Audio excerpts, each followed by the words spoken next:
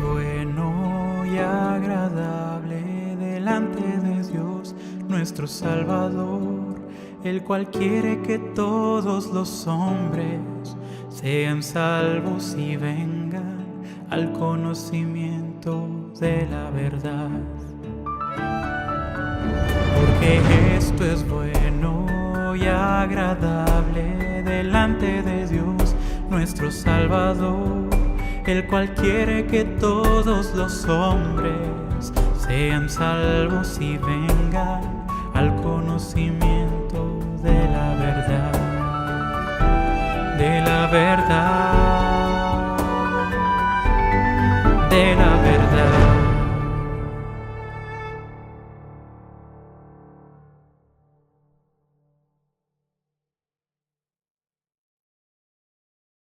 Buenas tardes, hermanos. Hoy la alabanza al Señor va a ser a través de las canciones que se titulan Habla, oh Dios, y dame un nuevo corazón. Así que el anhelo de nuestro corazón en esta tarde sea no solamente conocer la palabra de Dios, sino que ella abunde cada día más y más en nuestras vidas y que sea la que nos instruya y nos capacite para conocer y agradar más al Señor, sino también para perdonar a aquellos que nos ofenden, ser de testimonio a otros y poderles mostrar el amor de Dios en nuestras vidas reflejado para que ellos también le conozcan. Pues bendiciones, hermanos.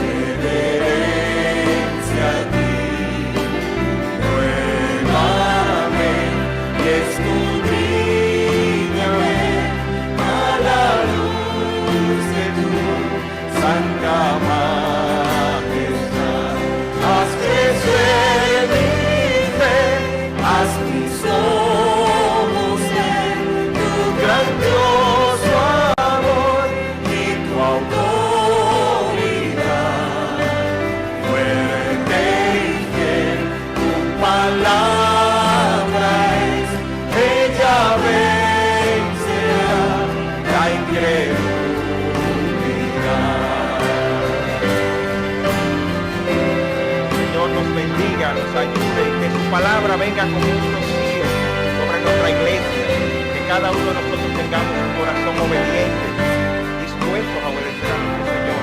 Donde quiera que encontremos su palabra, la sigamos.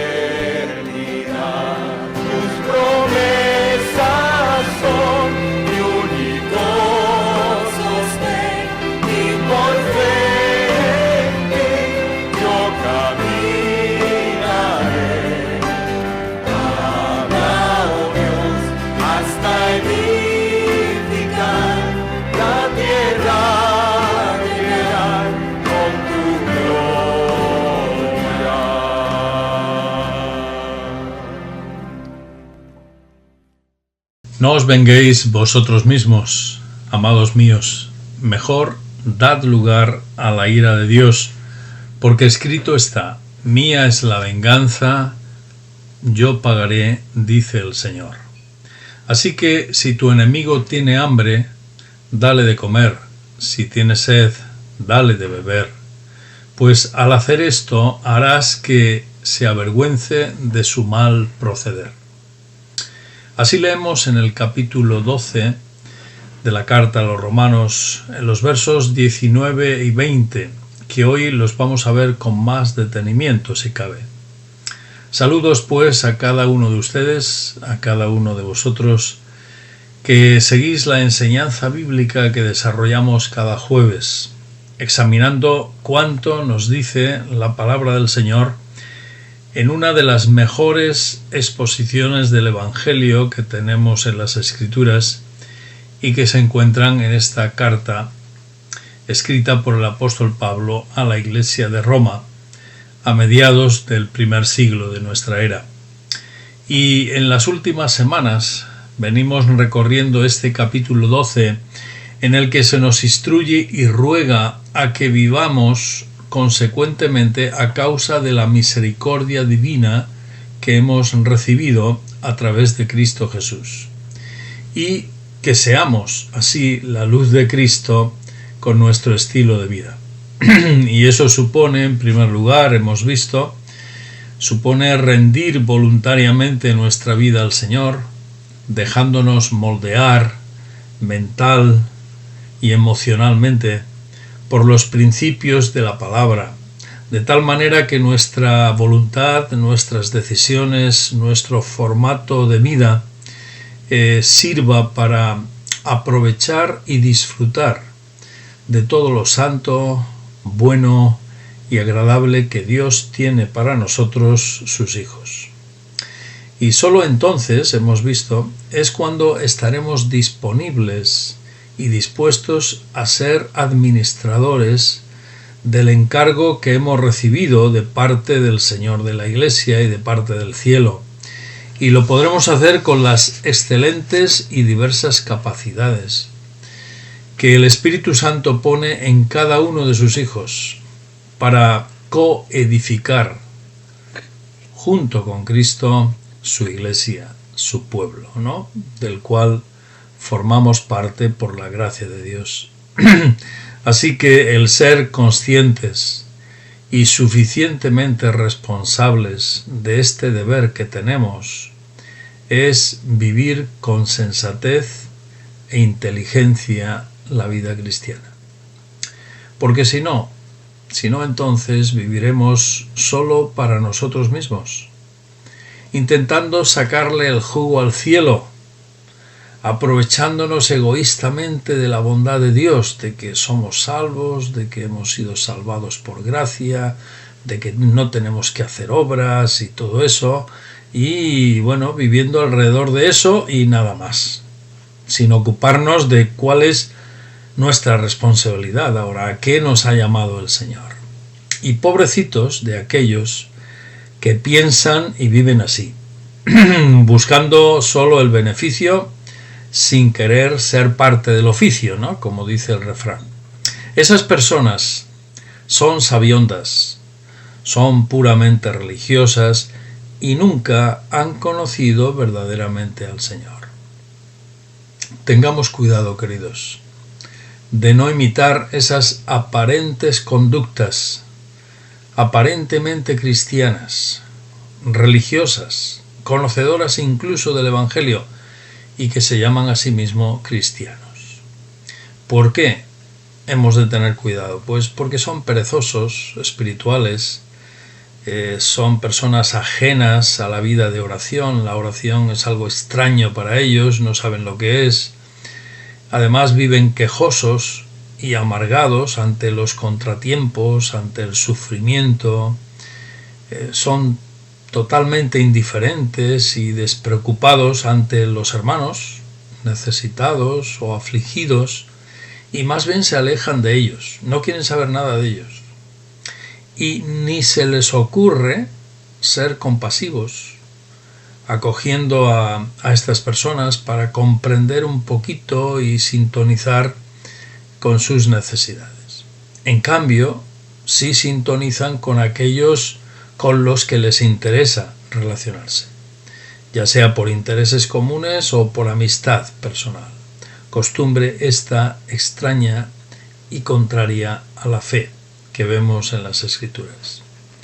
Pero ojo, cuando a estas personas algo les pasa a ellos, algún crack, algún sufrimiento, alguna crisis, entonces sí que encienden la sirena. Y entonces reclaman toda la atención de los demás.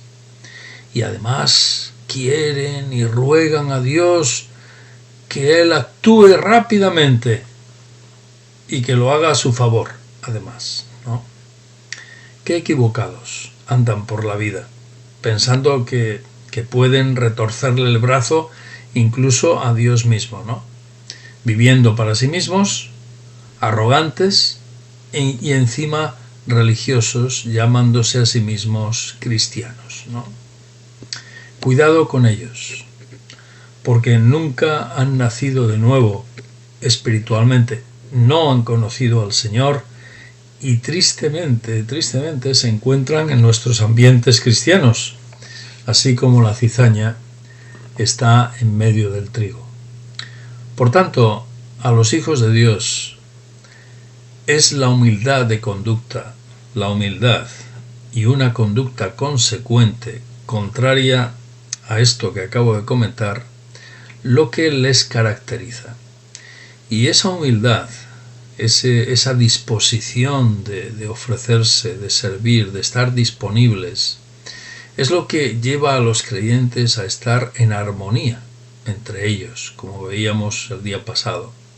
Y además donde cada uno pues no considera al otro como superior a sí mismo, sino como igual.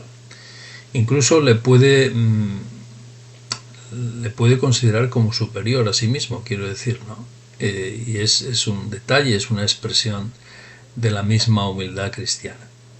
Entonces, solo entonces, es cuando dejamos de insistir en pagar a los demás con la misma moneda y procuramos por nuestra parte, y en lo que a nosotros toca, el mantener las relaciones pacíficamente. Bienaventurados los pacificadores, porque ellos serán llamados hijos de Dios. Nos dijo el Señor, ¿no?, en el famoso Sermón del Monte, y cuando hablaba de aquellos que son verdaderamente dichosos, bienaventurados delante de Dios. Por eso tenemos un reto, los hijos de Dios, que aparentemente podría parecernos imposible. Pero vamos a ver ahora cómo con el Señor y con el soporte del Espíritu Santo en nosotros es posible. Cuando dice el apóstol aquí en el verso 19, no os venguéis vosotros mismos, amados míos, mejor dad lugar a la ira de Dios, porque escrito está, mía es la venganza, yo pagaré, dice el Señor. Así lo tenemos en este verso 19 de este capítulo 12. Es decir, se nos invita a que podamos cambiar la venganza por el hacer bien a aquel que nos ha dañado. Y esto es un milagro. Incluso parece anormal, parece de otro mundo, extraterrestre, ¿no? Pero es como es el Señor, y Él quiere que seamos de esta manera. Incluso nos puede parecer que no es justo eso, ¿no? Pues el que hace daño a otro merece pagar por lo menos lo mismo que ha hecho, ¿no? Y además la ley de Moisés, la ley dada a Israel en el Antiguo Testamento, añadía un plus por el daño hecho, para así hacer la adecuada justicia al que era dañado u ofendido injustamente, ya que el daño recibido por una persona pues altera nuestro tiempo nuestra atención, nuestro trabajo, nuestra tranquilidad, y eso también tiene un precio. Y es curioso, es interesante que Dios el precio de esto lo pone en la deuda del que ha de pagar el mal que haya hecho. Por eso lo vemos en Levítico, por ejemplo, capítulo 6, uno de los libros de la ley de Moisés en el Antiguo Testamento, nos lo especifica de esta manera. Levítico capítulo 6 dice así: El Señor dijo a Moisés: Si alguien peca y prevarica contra el Señor por haber negado a su prójimo lo encomendado o dejado en su mano, o bien por haber robado o despojado a su prójimo, o por haber hallado lo perdido y negarlo después, o por jurar en falso en algunas de aquellas cosas en que suele pecar el hombre, entonces, si ha pecado y ofendido, restituirá aquello que robó, o el daño del despojo, o el depósito que se le encomendó, o lo perdido que halló, o todo aquello sobre lo que hubiera jurado falsamente. Lo restituirá por entero a aquel a quien pertenece, y añadirá a ello la quinta parte en el día de su expiación. Y para la expiación de su culpa llevará al Señor un carnero sin defecto de los rebaños, conforme a tu estimación, y lo dará al sacerdote para la ceremonia. El sacerdote hará expiación por él delante del Señor, y obtendrá el perdón de cualquiera de aquellas cosas en que se suele ofender.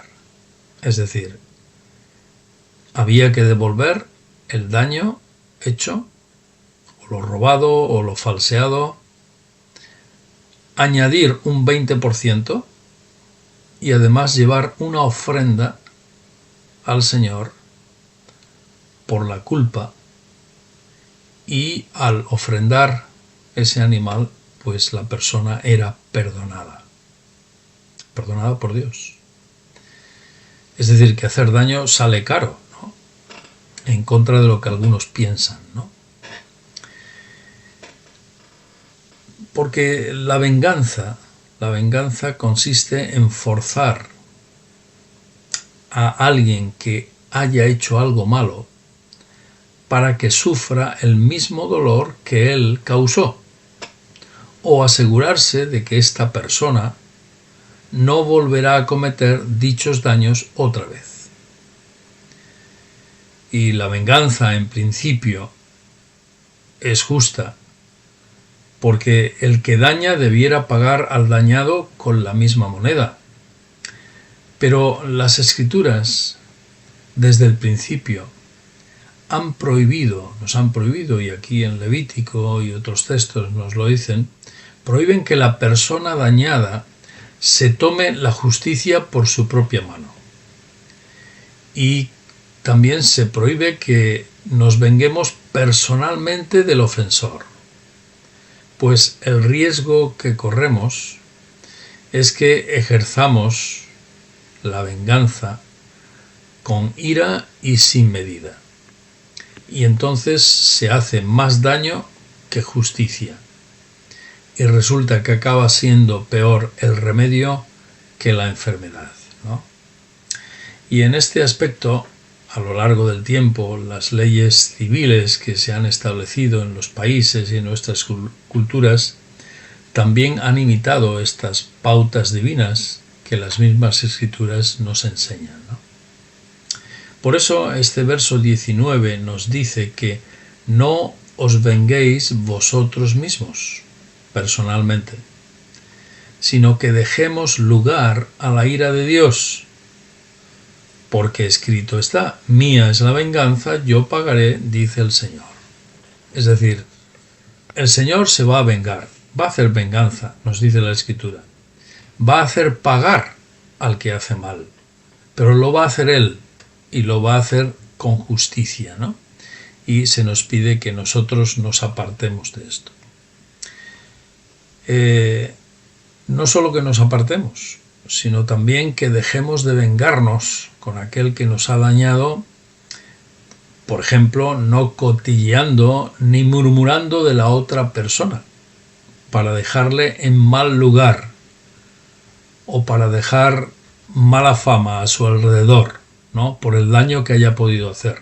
Es decir, no tenemos el derecho a actuar injustamente, murmurando, dejando mala fama y dañando el buen nombre de una persona, aunque llevemos razón y aunque el otro nos haya hecho daño. Eso también es no vengarse. En cambio, el dejar lugar a que el Señor obre es dejar vía libre, queridos, es dejar vía libre para que el Señor ponga a cada uno y cada cosa en su sitio y en el momento adecuado. Porque el Señor puede cambiar y transformar el corazón de aquellos que nos han dañado.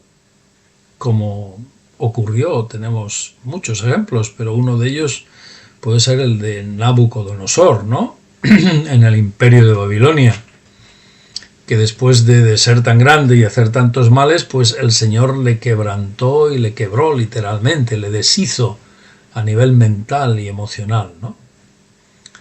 Y quedó pues hecho una piltrafa, hasta que se arrepintió y reconoció al Dios de los cielos. Y eso es un milagro, pero Dios humilló a este hombre, que había hecho mal a muchos. Seguro que luego pudo restituir muchas de las cosas que había hecho mal. O por ejemplo, Saulo de Tarso, el antiguo apóstol Pablo, antes de conocer al Señor, ¿no? Con todo el daño que había hecho, con el acoso y persecución que había hecho contra los creyentes, contra los cristianos, ¿no? A quienes aborrecía y odiaba. Pues el Señor transformó al inquisidor y al perseguidor. Es decir, Dios obra poderosamente. Y luego dejó en su corazón, en el corazón de Pablo, dejó un sentido de culpa durante toda su vida seguramente, para que él fuese consciente de que aun siendo perdonado y alcanzado por el Señor, él había hecho mucho daño y había creado mucho dolor a los cristianos. Es decir, Dios obra y obra justamente. También Dios puede juzgar directamente al que hace daño, como hizo por ejemplo con Herodes, ¿no? Herodes Agripa, si no me equivoco, que fue herido con una enfermedad mortal por acosar y perseguir a la iglesia del Señor y por matar al apóstol Santiago e intentarlo también con el apóstol Pedro, aunque ahí el Señor libró a Pedro, como sabemos, ¿no? Mientras que el Señor lleva a cabo su venganza con equilibrio y verdadera justicia contra los que hacen mal, a la vez también nuestra fe es purificada mientras esperamos en que el Señor haga justicia. Es decir, cuando no nos vengamos nosotros, dejamos que Dios obre. En ese intermedio, en ese interín, Dios purifica nuestra fe, renueva nuestro corazón, trabaja en nosotros, mientras Él va a ejercer justicia y justicia adecuada. Y hemos de estar confiados, queridos, en que Él hará pagar lo que es justo a cada uno en su momento y de la mejor manera, mucho mejor que si nosotros lo hiciéramos. En 1 Pedro capítulo 4 tenemos estas palabras de aliento, ¿no?, para nosotros. Y dice así: así que ninguno de vosotros padezca como asesino, ladrón o malhechor, o por ser codicioso de los bienes ajenos, Pero si alguno padece por ser cristiano, que no se avergüence, sino que glorifique a Dios por ello. Ya es tiempo de que el juicio comience por la casa de Dios. Y si primero comienza por nosotros, ¿cuál será el fin de aquellos que no obedecen al Evangelio de Dios? Primera de Pedro capítulo 4. Y también en el Salmo 75 el Señor dice: en el tiempo que yo decida, juzgaré rectamente. Precioso. Son palabras del Señor que hemos de confiar y hemos de estar alentados, porque Dios dice que juzga, y juzga rectamente en el tiempo que Él quiere y cuando quiere, ¿verdad? Y eso está en su mano. Por eso, queridos, dejar que el Señor lleve a cabo la venganza es lo mejor, porque facilitamos que Él lo haga bien, mucho mejor de lo que nosotros lo haríamos. Y además, de esa manera, el Señor también nos libera de cargas inútiles que pesan mucho, como el rencor, el odio, la amargura, la falta de perdón, que siempre son primos hermanos de nuestras típicas y retorcidas venganzas, que hacen más mal que bien. Y entonces, si estamos liberados de esos males y dejamos que sea Dios mismo el que lleve a cabo su venganza justa en aquellos que nos hacen daño, entonces, y sólo entonces, perdonad que insista, entonces y sólo entonces es cuando estaremos capacitados incluso para hacer bien al que nos ha hecho mal. Y esto un servidor lo ha vivido en muchas y variadas ocasiones. Solo cuando ponemos la carga de la venganza, la carga del dolor, rogamos que Dios perdone a los que nos han hecho mal, notas que el Espíritu Santo te libera y te quita la carga, la preocupación de tener que ocuparte de esas personas, porque Dios se ocupa de ellas. Y ese es el milagro que el Espíritu Santo genera en nosotros para liberarnos de la venganza, para lo cual además no estamos capacitados. Dios no nos ha hecho con ese arte, con esa capacidad. No podemos hacerlo bien, ¿no? En todo caso podemos hacer justicia los hombres pues con las leyes humanas, pero es una justicia incompleta, temporal y que no es perfecta del todo, como sabemos, ¿no? Por eso la Escritura dice a continuación, en el verso 20, que si tu enemigo tiene hambre, dale de comer. Si tiene sed, dale de beber. Pues al hacer esto, harás que se avergüence de su mal proceder.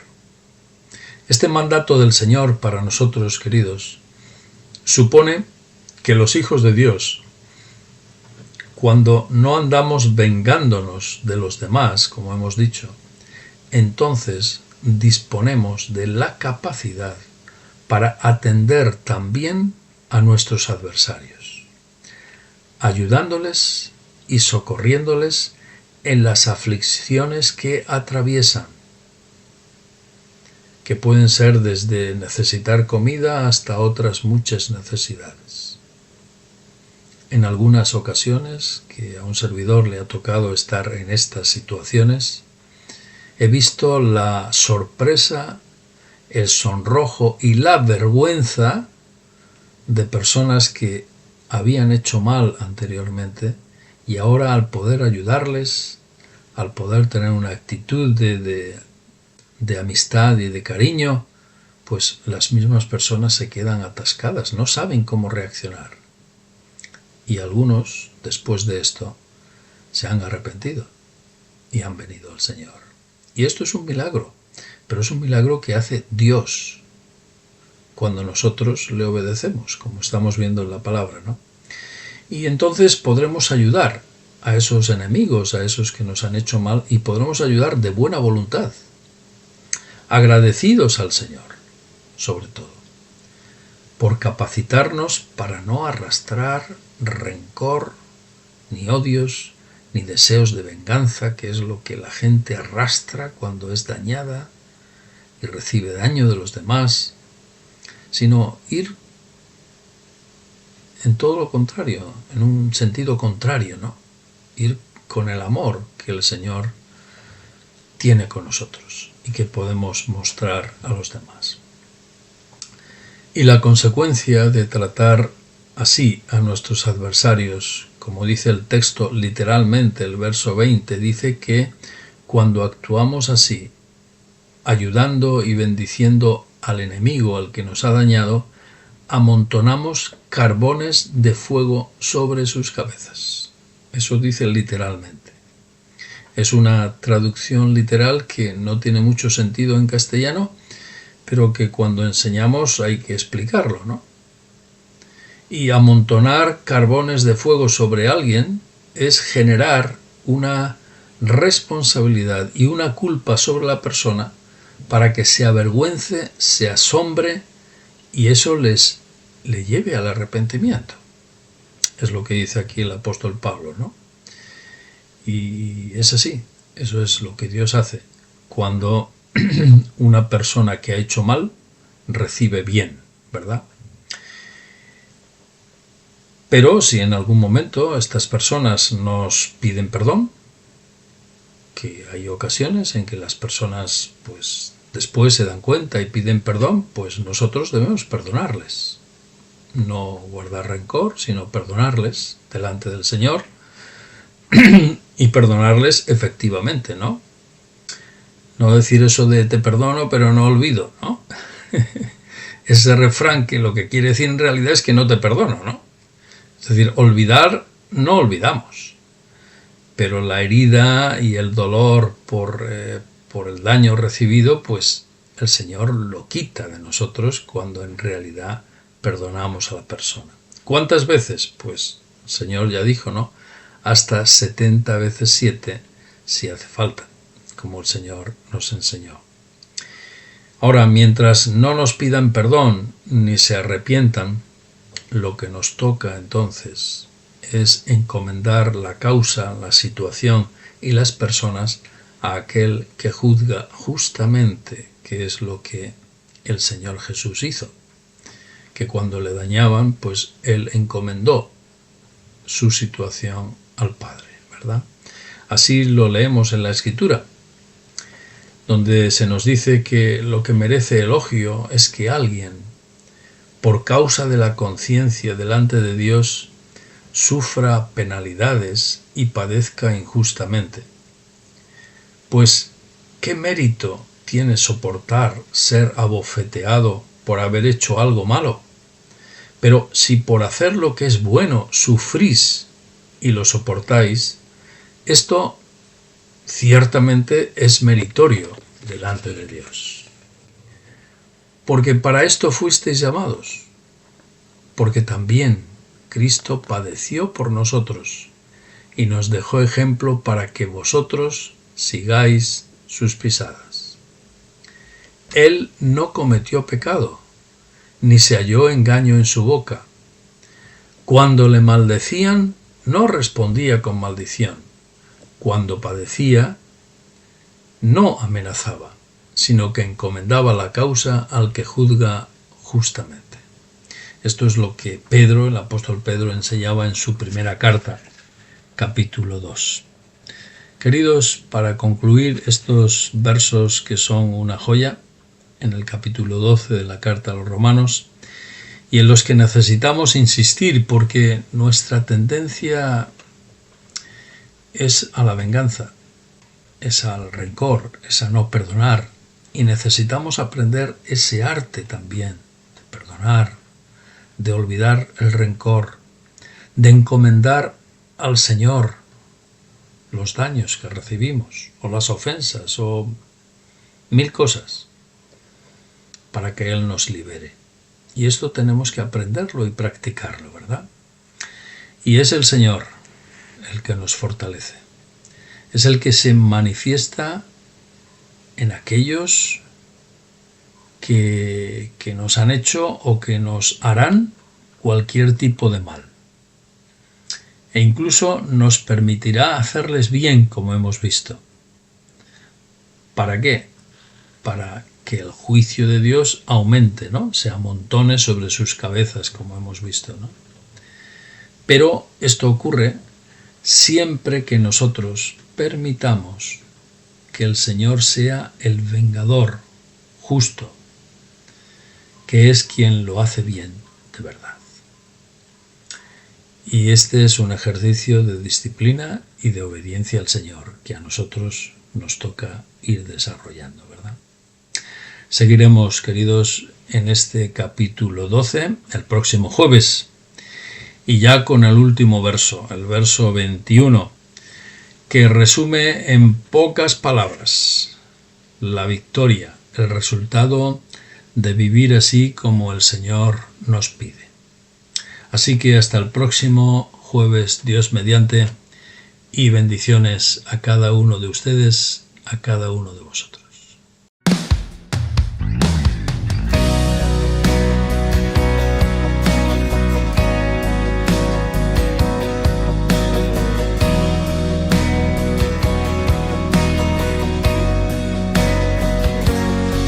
Hay un profundo anhelo dentro de mi corazón, mi buen Jesús. Quiero ser luz en este mundo, quiero mostrar tu paz y amor.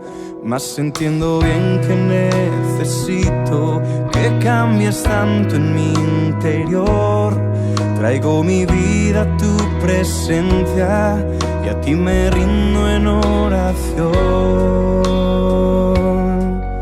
Mi Dios, dame un nuevo corazón, enamorado de ti, que solo viva para ti. Una manera distinta de hablar y pensar, que tu palabra sea vida en mi vida al andar. Hay un profundo anhelo dentro de mi corazón, mi buen Jesús. Quiero ser luz en este mundo, quiero mostrar tu paz y amor. Mas entiendo bien que necesito que cambies tanto en mi interior. Traigo mi vida a tu presencia y a ti me rindo en oración. Mi Dios, dame un nuevo corazón, enamorado de ti, que solo viva para ti. Una manera distinta de hablar y pensar, que tu palabra sea vida en mi vida al andar.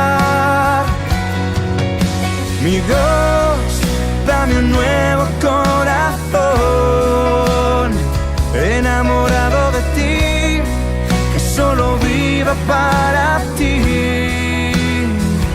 Una manera distinta de hablar y pensar, que tu palabra sea vida en mi vida al